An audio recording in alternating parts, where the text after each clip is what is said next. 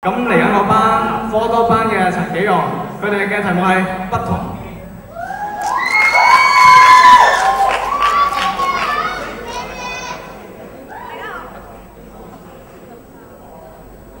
大家好，我係科 D 班嘅郭永欣。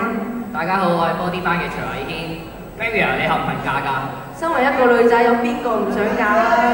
咁我都知，如果你係一個女仔都係嘅。咁你夢想中嘅婚禮係點㗎？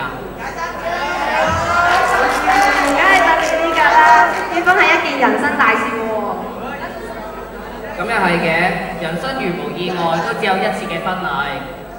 每個人都想有一件獨一無二嘅婚紗啦，就好似我哋班設計嘅婚紗咁，以中西合璧嘅方法，有中國嘅傳統民族色彩同埋西方嘅婚紗白色落啊配合一齊。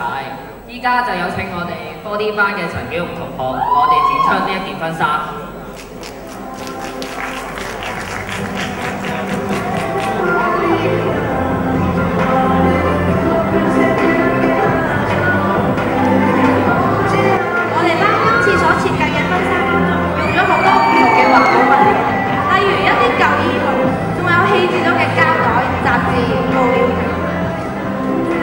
簡單嘅物料就可以帶出到婚紗對於女性嘅重要性。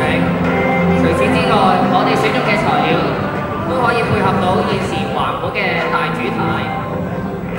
另一方面，例如膠袋咁樣嘅物料有反光嘅效果，可以令人更加悅目。我哋班呢條裙係想表達到而家嘅婚紗咁貴，大部分人都好難擁有一條自己理想嘅婚紗。